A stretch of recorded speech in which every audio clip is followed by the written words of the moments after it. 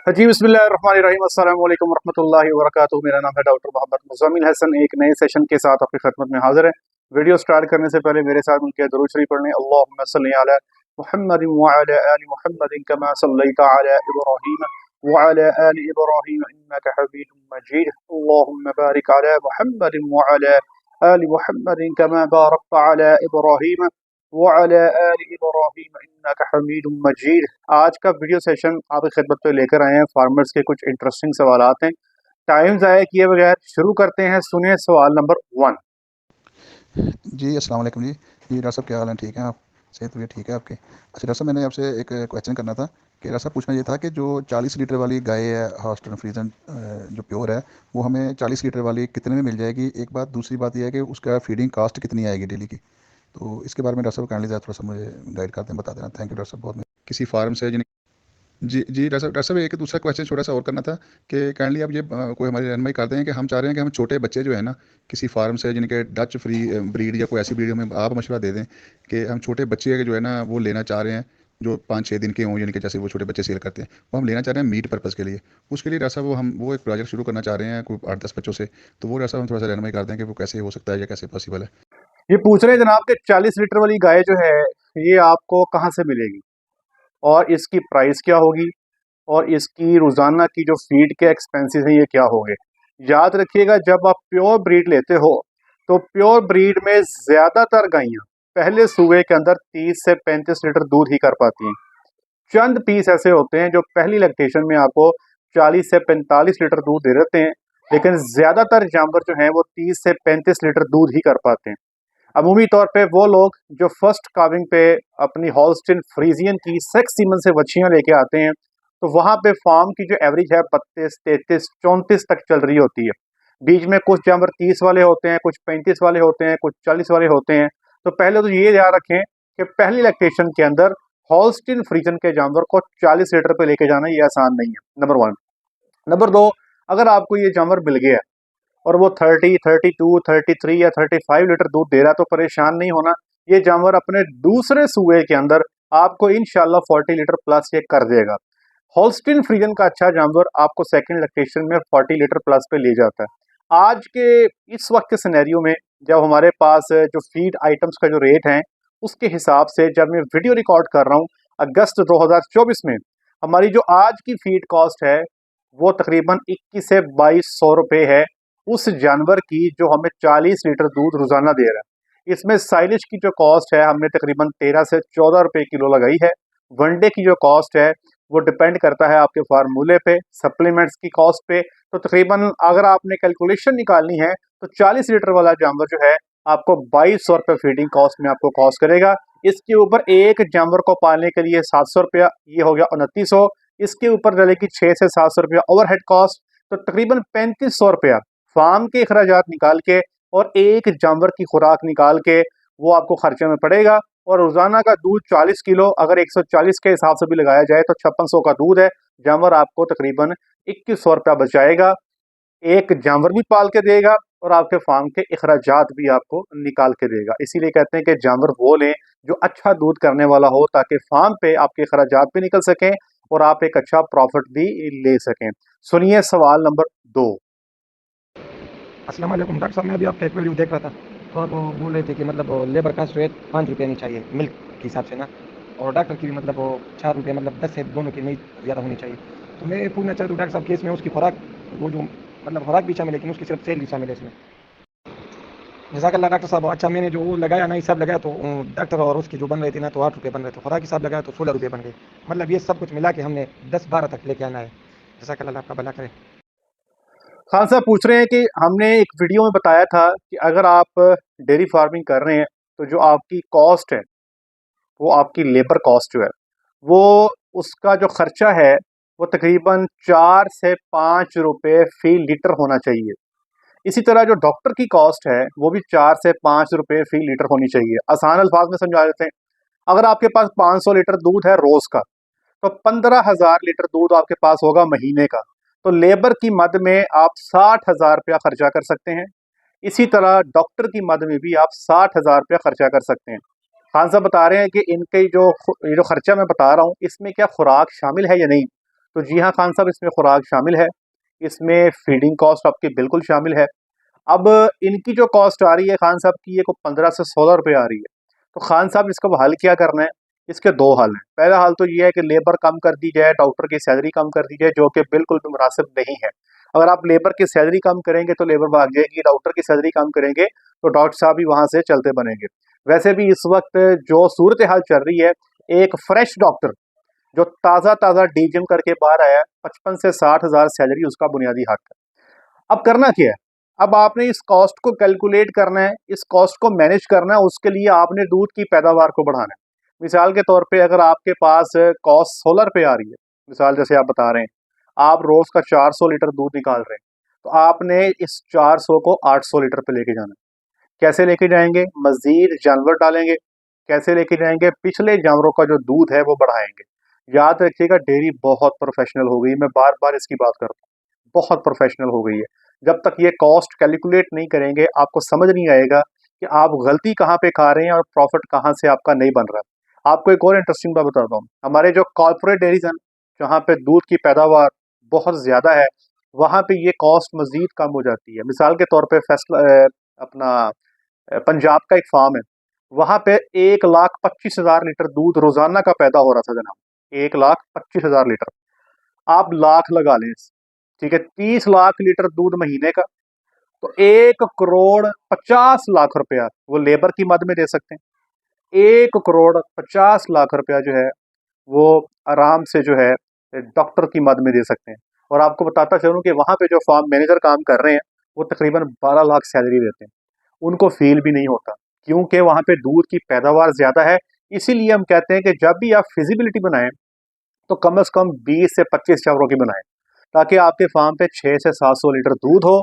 600 litre दूध होगा तो महीने का बन जाएगा 18,000। तो 18,000 का मतलब ये हुआ कि 90,000 आप लेबर को दे सकते हैं, 90,000 पे आप अपनी टेक्निकल कंसल्टेंसी, डॉक्टर है या कंसल्टेंट है, उनको भी आप दे सकते हैं। तो इस तरह करके आपने अपने खर्चात कैलकुलेट करने हैं। आप जानवर ले आते हैं 5 जानवरों पे आप बहुत अच्छी फार्मिंग करते हैं, 150 लीटर दूध ले लेते हैं। महीने का जो दूध है आपका 4,500 लीटर बनता है। जी आप चले 5,000 कर लें आप। अगर 5,000 लीटर दूध महीने का है तो आप सिर्फ और सिर्फ 20,000 लेबर को दे सकते हैं और 20,000 डॉक्टर को दे सकते हैं। अब ये आप जानते हैं कि कोई डॉक्टर आपके फार्म पे 24/7 24 घंटे 20,000 पे स्टे नहीं करेगा। तो इन फीचर्स को आपने लाजमी देखना है। आगे चलें, सवाल नंबर 3। अस्सलाम वालेकुम डॉक्टर साहब, ठीक है, खैरियत से हैं? डॉक्टर साहब आपसे ये सवाल पूछना था। सर ये जो बुझा हुआ चूना वनडे में इस्तेमाल किया जाता है, सर इसका फंक्शन क्या होता है? ये किस काम के लिए इस्तेमाल होता है? यहाँ पे हमारे लोकल एक बंदा है ना डीवीएम में, वो कहते हैं कि ये जो चूना बुझा हुआ चूना इस्तेमाल कर रहे हैं वनडे में, ये यूरिया के तौर पर इस्तेमाल होता है, ये जानवरों को तो तबाह करता है अंदर से ना। तो मैंने कहा मुझे इस बारे में तो पता नहीं था, मैं पूछ के आपको बता देता ये परेशान है जी कि भुजा हुआ चूना इस्तेमाल करना चाहते हैं, इनको किसी ने डरा दिया है कि इससे जानवर तबाह हो जाते हैं और ये वनडे में यूरिया के तौर पे काम करता है। तो भाई ऐसे नहीं है, बिल्कुल भी ऐसे नहीं है। चूने को आप खुराक में शामिल कर सकते हैं, ठीक है जी, आप पानी के अंदर भी शामिल कर सकते हैं, इसको शामिल किया जा सकता है। ये कैल्शियम का सोर्स है, ये यूरिया के तौर पे काम नहीं करता भाइयों, इसलिए आपने बिल्कुल परेशान नहीं होना कि यार ये यूरिया है तबाही निकाल देगा, कैल्शियम ये चूना साड़ के रख देगा, नहीं ऐसा नहीं है। अच्छा एक चीज़ बता दूं, कुछ फार्मर गलती करते हैं क्या, चूने को फार्म में खुराक में भी शामिल किया जाता है, चूने को फार्म पे सैंड बंकर्स के अंदर भी फेंका जाता है। याद रखिएगा, हमेशा आपने बुझा हुआ चूना लेना है। मैंने कुछ फार्मर्स को देखा, वो अनबुझा चूना ले लेते हैं। अनबुझा चूना खुराक में शामिल कर देंगे, जानवर जैसे ही खाएगा उसके मुंह में छाले बन जाएंगे। इसी तरह अनबुझा चूना अगर आप बंकर्स में फेंकते हो, तो जैसे ही उस बंकर में जानवर जो है वो यूरिनेट करेगा, पेशाब करेगा, तो वहां पे भी जानवर के जख्म होने के चांसेस हैं। तो चूना इस्तेमाल कर सकते हैं, लेकिन बुझा हुआ चूना इस्तेमाल करना है, इसका यूरिया से कोई दूर दूर तक ताल्लुक नहीं है। सवाल नंबर 4। जी क्या हाल है डॉक्टर साहब? ठीक है, से ठीक है। आपका व्लॉग देखा था जिसमें बंदे ने आपको डिस्टर्ब किया था, उससे चल के तो हम भी डरते हैं आपसे, जो है ना कोई रब्ता करते, मतलब जो है ना घबरा रहे हैं। लेकिन ये है कि थोड़ा सा मशवरा चाहिए था।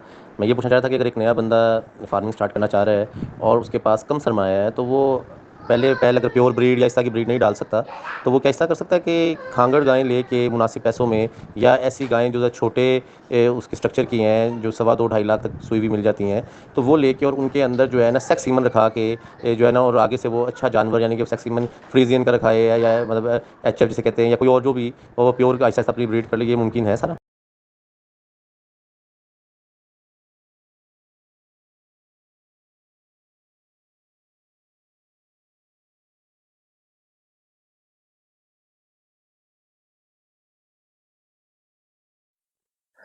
सवाल कर रहे हैं जनाब कि इनके पास ज़्यादा इन्वेस्टमेंट नहीं है, तो ये सोच रहे हैं कि क्यों ना खांगड़ गायें ले ली जाएं, या कोई ऐसी गाय जो 2.5-3 लाख में मिलती हो, उसमें अच्छा सीमन रखा जाए। मिसाल के तौर पे डार्क गोस्ट रख लें आप, या अभी हम एक रिसेंटली बुल मंगवा रहे हैं, बहुत टॉप का बुल है, वो आपको इंशाल्लाह जब आएगा तो फिर आपको बताएंगे। अभी वो अंडर प्रोसेस चल रहा है, डार्क गोस्ट से भी एक हाथ ऊपर का बुल है। और एक आपको खुशखबरी और सुना दें, हमने एक जर्सी का बुल भी आपकी भरपूर ख्वाहिश पे बुक कर लिया है। और वो जो बुल हमने बुक किया है, जब वो आएगा तो लग पते जानेंगे, क्योंकि हमने वो बुल जो है बुक कर लिया है जो लोग इतना इस कैपेसिटी का बुल मंगवाते ही नहीं है। बहुत हैवी क्लास का बुल हमने मंगवा लिया है कि किसी ने अगर जर्सी रखना भी है तो उसको मजा तो आए ना। अच्छा, अब ये कहते हैं कि टॉप क्वालिटी का सीमन रख के 2.5-3 लाख की गाय ली जाए, आगे उसमें से नस्ल बना के अपनी नस्ल को बेहतर कर लिया जाए, क्योंकि हमारे पास 10-10 लाख, 9-9 लाख, 8-8 लाख रुपए नहीं है जानवर बनाने के लिए। देखिए जी, आज से 10 साल या 14 साल पहले हालात और थे, आज हालात जी और हैं। चीज़ें बड़ी मुख्तलिफ हो गई हैं। 2005 में अगर आप अपने इलाके में इर्द गिर्द नज़र दौड़ाएं, तो 2005 में आपको पोल्ट्री शेड्स मिलते थे, 3,000 चूजे वाला, 5,000 चूजे वाला, 10,000 चूजे वाला। आज पोल्ट्री फार्मिंग में आपको सिर्फ कंट्रोल शेड मिलते हैं 30,000, 65,000। ठीक है, क्यों? प्रोफेशनल हो गई है, कॉस्ट उस तरह से बढ़ गई है कि अब बगैर कंट्रोल शेड के आप इसमें मुनाफा नहीं कमा सकते। इसी तरह 2010 में जब हमने डेयरी स्टार्ट की थी, तो हमारे पास यही जानवर होते थे, 5 लीटर वाला, 10 लीटर वाला। हमारी जो गाय 12 लीटर दूध देती थी, तो हम छलांगे लगाते रहे कि यार क्या कमाल हो गया, इसने तो दूध ही बड़ा दे दिया, ये तो मौजें आ गई हैं। लेकिन एक्चुअल में हम वो जानवर की इतनी असली नहीं थे। हमने जी उन जानवरों में सीमन रखवाना शुरू कर दिया। सीमन रखवाते रखवाते 2018-20 में हम इस लेवल पे पहुंच गए थे कि हमारी पहलन बच्चियां 20 से 25 लीटर, इवन के 30 लीटर भी दूध को हाथ लगा देती थी। अब ये 10 साल का पैंडा, ये 10 साल का सफर, ये हर बंदा नहीं कर सकता। हमें एडवांटेज ये था कि हमारे पास जो दूध का रेट बहुत था, हमारे अपने स्टोर थे फैसलाबाद में, वहाँ पे मार्केट से कम 25% ज्यादा पे रेट पे दूध सेल हो जाता था, जिससे हम पैरों पे रहते थे। थोड़ा दूध लेके भी हम पैरों पे थे। तो मेरे भाइयों, अगर तो आप इस पैंडे को करना चाहते हो, तो आपको दूध के रेट पे काम करना पड़ेगा। अगर दूध का अच्छा रेट ले लेंगे, तो थोड़ी दूध की पैदावार पे भी आप सरवाइव करेंगे और आहिस्ता आहिस्ता नस्ल बना लेंगे। लेकिन अगर आपने दूध बेचना वही 140 में, 150 में, मिसाल दे रहा हूँ, और फिर आप कहते हो कि हमने इस गाय के अंदर सीमन रख के आगे नस्ल बनानी है, तो भाई बहुत जल्दी वो सिचुएशन क्रिएट हो जाएगी कि आपको जेब से पैसे डालने पड़ जाएंगे एनिमल को बर्दाश्त करने के लिए, उसके खर्चे उठाने के लिए, उसकी बच्चियों के खर्चे उठाने के लिए। तो ये ज़्यादातर लोग जो है ना, ये कर नहीं पाते। तो ये अब आपने सोचना है, ठीक है जी, कि ये जो मैं आपको पॉइंट्स बता रहा हूँ, क्या ये कर सकते हैं या नहीं कर सकते। ठीक है जी, बेहतर ये है कि बजाय इसके कि 2.5-3 लाख की गाय ली जाए, तो 5-5.25 लाख की गाय ले लें। उससे आप जो डेवलपमेंट का काम है, नस्ल की डेवलपमेंट का, वो जल्दी कर सकते हैं। जो काम 10 सालों में होना है, वो आपका 5 साल में हो जाएगा। तो इस पे ज़रूर जो है आप सोचिएगा। हमारा आज का आखिरी और 5वां सवाल। अस्सलाम वालेकुम डॉक्टर साहब आमिर खान मुल्तान से बात कर रहा हूँ। हम लोग डेयरी का काम करना चाह रहे हैं, न्यू स्टार्ट करना चाह रहे हैं, और ख्वाहिश है कि हम ऐसा जानवर रखें जिसको जो एटमॉस्फेयर हमारा जो है उसको वो एक्सेप्ट करे, यानी उसमें शावर और पंखे की इतनी ज़्यादा ज़रूरत ना हो। अरेंज कर लेंगे हम, अगर माइन्यूट सा, अगर वो उसके बगैर भी अगर वो चल जाए तो इस टाइप का। और 20 लीटर एवरेज का जानवर चाहिए। ख्वाहिश है कि 25 एक जानवर लें, तो उसमें अगर आप हमें कुछ गाइड कर सकें तो हम आपके मशहूर हों। ये बड़ी मासूमाना ख्वाहिश है, बड़े लोग करते हैं कि ये मुल्तान से हैं, मुल्तान में जी गर्मी बहुत पड़ती है। साउथ पंजाब वाले जितने भी हैं ना, उनको लगता है ये है कि शायद वो जितनी गर्मी उनके पास है ना, उतनी गर्मी कहीं और नहीं है। लेकिन मैं उनको बताना चाहता हूँ कि फैसलाबाद भी बहुत गर्म है। ठीक है जी, टेम्परेचर यहाँ पे इस दफ़ा तो 56 फील्स लाइक 57 तक भी गया है। आज भी जब ये वीडियो रिकॉर्ड कर रहा हूँ बाहर 47 है, फीस लाइक 47 है। इसी तरह लाहौर वो भी टका के गर्म है, सरगोदा भी टका के गर्म है, खुशाब भी टका के गर्म है, चनियोट भी टका के गर्म है, कसूर भी टका के गर्म है। तो पहले तो मैं अपने साउदर्न पंजाब के भाइयों को ये बताना चाहता हूँ कि ये सिर्फ साउदर्न पंजाब नहीं है, हम पंजाब वाले भी गर्मी में ठीक ठाक रहते हैं, यहाँ पे ठीक ठाक गर्मी होती है भाईजान। अच्छा, अब इनका सवाल ये है कि हम ऐसे जानवर लेना चाहते हैं कि जो गर्मी बर्दाश्त करें। ख्वाहिश इनकी ये है कि 20 लीटर दूध देने वाले हो, 25 को जानवर ले लें। शावर फैन का इतना नहीं करना चाहते, कर भी लेंगे लेकिन करना चाहते नहीं है, इतना शौक नहीं है। लेकिन ये एक बात बहुत क्लैरिटी के साथ आपको बता दें, वो गाय जिसने आपको 20 लीटर दूध देना है ना, वो होनी है आपकी क्रॉस ब्रीड की गाय। या तो वो चोलिस्तान का क्रॉस होगा फ्रीजियन के साथ, सॉरी हाँ जी फ्री साथ, या साहिवाल का क्रॉस होगा फ्रीजियन के साथ। अब दूध की पैदावार जैसे ही बढ़नी है, वो 10 से ऊपर जानी है, 15, फिर 15 से 20 पे जानी है। ये कब जाएगी? जब आपके जानवर में फ्रीजन का ब्लड बढ़ता चला जाएगा। हमारे तजुर्बे के मुताबिक जब आप एक गाय से 20 लीटर दूध लेते हैं तो उसमें फ्रीजियन ब्लड इस लेवल पे चले जाता है कि आपको पंखे और शावर देने ही पड़ते हैं। Exceptions are always there. कुछ पीस ऐसे होते हैं आपको कुदरती मिल जाते हैं तुक्के के साथ, कि जो दूध भी 20 लीटर देते हैं लेकिन गर्मी भी इतनी नहीं करते। लेकिन ऐसे जानवर 100 में कोई एक मिलता है। ज्यादातर जानवर जो 20 लीटर दूध करने की कैपेसिटी रखते हैं वो बेचारे पेंटिंग करते हैं। आप मंडियों में जाते हैं और जानवर लेने के लिए आजकल तो मंडियों में जानवर का बुरा हाल होता है, बेचारे पेंटिंग कर करके उनकी बस हुई होती है। इसलिए मेरे भाई इस ख्वाहिश को जहन से निकाल दें कि आप 20 लीटर की एवरेज लेना चाहते हैं, पंखे शावर के बगैर लेना चाहते हैं, ये काम नहीं होगा। अब इस पे कॉस्ट ज्यादा नहीं है। आप देखें मिसाल के तौर पे आप 25 जानवर लेना चाहते हैं, मिसाल दे रहा हूँ, वो 1.25 करोड़ 1.5 करोड़ की आप इन्वेस्टमेंट करेंगे जानवरों पे। सर जी सिर्फ आपने करना ये है कि 25 की बजाय 23 जानवर ले लें। जो बाकी के पैसे हैं वो आप शावर पंखों पे लगा दें, आपके बाकी 23 जानवर बिल्कुल सेटिस्फाइड हो जाएंगे, रिलैक्स हो जाएंगे। थोड़ा सा इसको ऐसे प्लान करें, लेकिन जानवर अच्छा ही लें। 20 लीटर जो आप लेना चाहते हैं वो ठीक है, लेकिन 20 लीटर वाला जानवर भी तब लें अगर आपका दूध का रेट 150 प्लस है। 160 हो जाए तो ज़्यादा बेहतर है। अगर आपने, क्योंकि साउथ पंजाब में ज़्यादातर दूध का रेट का प्रॉब्लम रहता है, अगर आपने 120 में, 125 में, 130 में दूध सेल करना है तो फिर क्रॉस पे जाने का कोई फ़ायदा नहीं। फिर आपको प्योर ब्रीड पे ही आपको जाना चाहिए ताकि आप बेहतर मुनाफा कमा सकें। जी उम्मीद करता हूँ कि आज का सेशन आपने इंजॉय किया होगा। आज के लिए इतना ही। अपना ख्याल रखें, दुआ में याद रखें, 5 वक्त की नमाज बाजमात अदा करें। अस्सलामु अलैकुम वरहमतुल्लाहि वबरकातुहू।